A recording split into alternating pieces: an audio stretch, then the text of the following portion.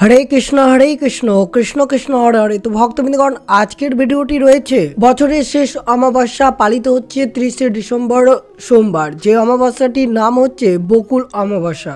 পৌষ মাসের শুক্লপক্ষের অমাবস্যা বকুল অমাবস্যা নামে পরিচিত। আর এই অমাবস্যায় যদি আপনার পরিবারের সর্বদা সুখ শান্তিতে ভরে রাখতে চান, তাহলে অবশ্যই সিঁদুরের এই ক্রিয়াকলাপটি আপনারা এই বকুল অমাবস্যা অর্থাৎ 30শে ডিসেম্বর বছরের শেষ অমাবস্যা পালিত হচ্ছে। আর এই অমাবস্যায় এটাই সুযোগ রয়েছে, যদি আপনারা সিঁদুরের এই ক্রিয়াকলাপ এই দিনে করতে পারেন, তাহলে অত্যন্ত পরিবারের সুখ সমৃদ্ধি ভরে আসবে এবং আপনার স্বামীর উন্নতির পথ প্রশস্ত হবে এই সিঁদুরের ছোট্ট ক্রিয়াকলাপটি করলে। অবশ্যই আপনারা ভিডিওটি শুরু থেকে শেষ পর্যন্ত ভক্তি সহকারে শ্রবণ করবেন, কারণ পৌষ মাসের অমাবস্যা অনেকটাই গুরুত্বপূর্ণ রয়েছে এই 2024 সালের শেষ অমাবস্যা। তো অবশ্যই আপনারা যদি ভিডিওটি সম্পূর্ণরূপে অবশ্যই শ্রবণ করেন, তাহলে অবশ্যই বুঝতে পারবেন কিভাবে ক্রিয়াকলাপটি করবেন।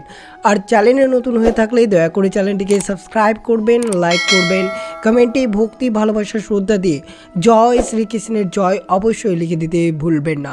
তো অবশ্যই আপনারা ভিডিওটি শুরু থেকে শেষ পর্যন্ত ভক্তি সহকারে শ্রবণ করুন। পৌষ অমাবস্যা অর্থাৎ 2024 সালের শেষ অমাবস্যা পালিত হচ্ছে 30শে ডিসেম্বর সোমবার। যে অমাবস্যাটি হিন্দু ধর্মের মধ্যে একটি তাৎপর্যপূর্ণ অধিকার গ্রহণ করেন। হিন্দুদের মধ্যে অমাবস্যার মহান ধর্মীয় ও আধ্যাত্মিক তাৎপর্য রয়েছে। এই দিনটিকে অমাবস্যা দিবস নামে পরিচিত। এটি এমন সময় যখন আকাশে কোনো চাঁদ দেখা যায় না। পৌষ অমাবস্যা পালিত হয় যখন পৌষ মাসে আকাশে চাঁদ দেখা যায় না। পৌষ অমাবস্যাকে প্রীত পূজা করার জন্য শুভ বলে মনে করা হয়। এই দিনটি পূর্বপুরুষ বা প্রীত পুরুষদের পুজো করার অন্যতম গুরুত্বপূর্ণ দিন হিসেবে বিবেচনা করা হয়। অনেক এই দিনে প্রীত তর্পণ ও পিণ্ড দান করেন।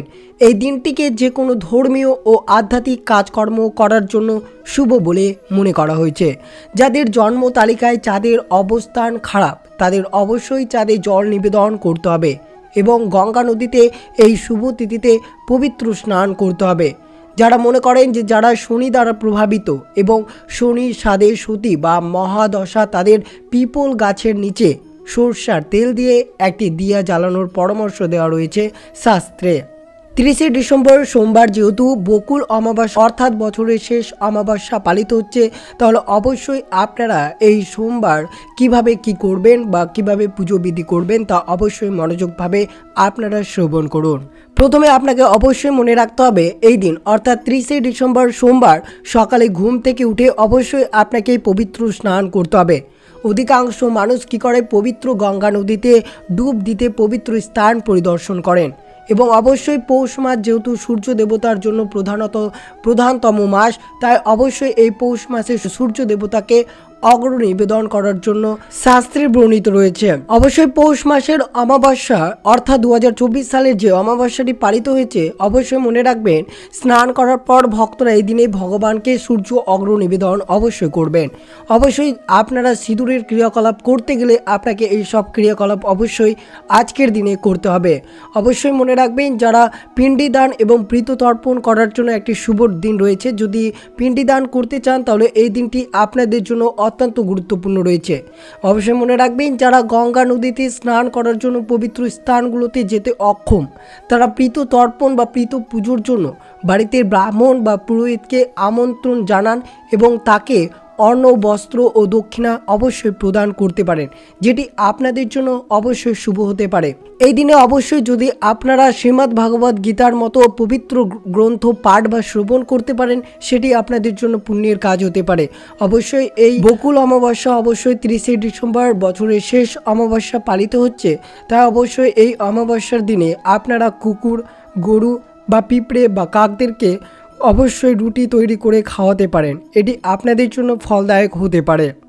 অবশ্যই মনে রাখবেন বিষ্ণুর সহস্র নাম জপ করলে মানুষের প্রীত দোষ থেকে মুক্ত পেতে পারেন। অবশ্যই এই দিনে আপনারা পুজোর শেষে বিষ্ণুর সহস্র নাম অবশ্যই পাঠ করবেন। আর অবশ্যই যদি পারেন তো কৃষ্ণের মহামন্ত্রটি আজকের দিনে অবশ্যই আপনারা জপ করবেন। এটি আপনাদের জন্য অত্যন্ত শুভ হতে পারে। আর অবশ্যই যেসব মহিলা বা যেসব পুরুষরা যদি পারেন তাহলে অবশ্যই এই বছরের শেষ অমাবস্যা বকুল অমাবস্যার দিন অবশ্যই সিঁদুরের এই ক্রিয়াকলাপটি আপনার গৃহে অবশ্যই করবেন, যেটি করলে আপনার পরিবারে সর্বদা সুখ শান্তিতে ভরে থাকবে এবং ব্যবসার চরম উন্নতি হতে পারে আপনাদের, এবং যে কোনো কার্যে আপনারা খুব সহজেই সফলতা অর্জন করবেন 2025 সালে। এই অমাবস্যাটি শুরু হচ্ছে রবিবার রাত্রি 3:48 থেকে শুরু হবে এবং 14ই পৌষ অর্থাৎ 30শে ডিসেম্বর সোমবার শেষ রাত্রি 4:10 পর্যন্ত থাকবে।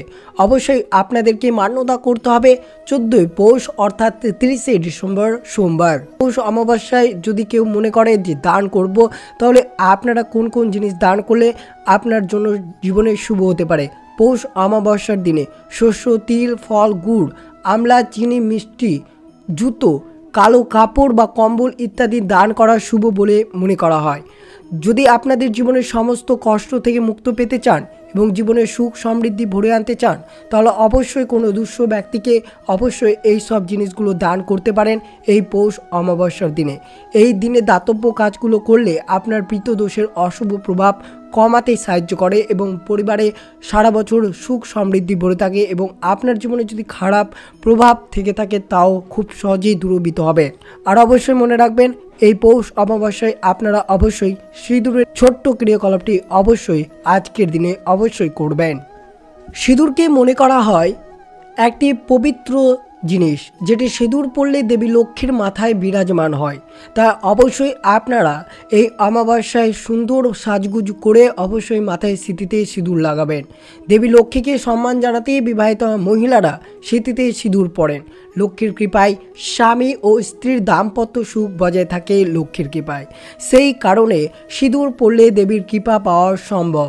দাম্পত্য সমস্যায় অনেকে ভুগছেন, সেই সুখ বজায় রাখতে চাইলে অবশ্যই আপনারা সিঁদুর পরিধান করবেন এই বছরের শেষ অমাবস্যায়। প্রচলিত আছে যে মানবদেহের বিভিন্ন স্থানে দেবতা বিরাজমান রয়েছে, স্বয়ং ব্রহ্মা থাকেন কপালে। সেই কারণে ব্রহ্মাকে সম্মান জানাতে অনেক হিন্দু ধর্মের মহিলারা মাথায় সিঁথিতে সিঁদুর পরেন। শাস্ত্র মতে আদি দেবতা হলেন ব্রহ্মা, তিনি হিন্দু ধর্মের সৃষ্টির দেবতা। ব্রহ্মা, বিষ্ণু, মহেশ্বর এই তিনজন হলেন আদি দেবতা।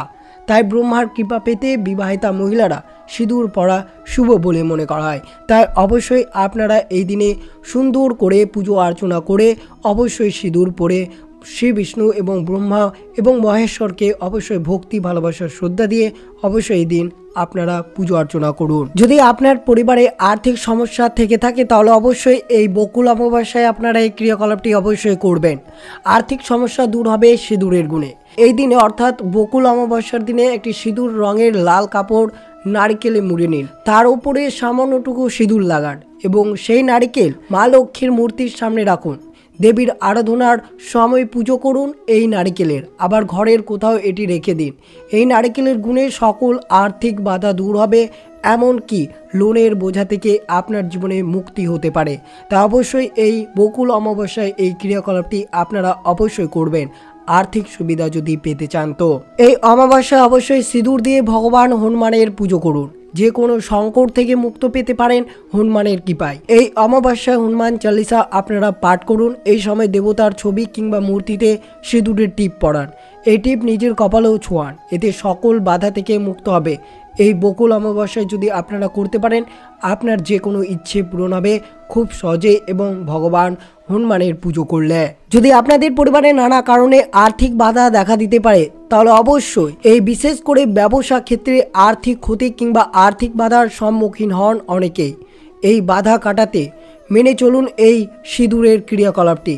অবশ্যই কি করবেন, এই বকুল অমাবস্যায় একটি পান পাতায় সিঁদুর লাগিয়ে সে অসুস্থ গাছের ডালে অবশ্যই বেঁধে দেবেন। অবশ্যই এই সোমবার যদি আপনারা এই ক্রিয়াকলাপটি করতে পারেন তা অবশ্যই আপনাদের জন্য শুভ হতে পারে এবং আর্থিক বাধা আপনাদের খুব সহজেই দূর হয়ে যাবে শ্রী শ্রী বিষ্ণুর কৃপায়। অবশ্যই বছরের শেষ অমাবস্যায় অবশ্যই আপনারা যে ক্রিয়াকলাপটি আপনারা কিছুতেই করবেন না সেটি অবশ্যই শ্রবণ করবেন।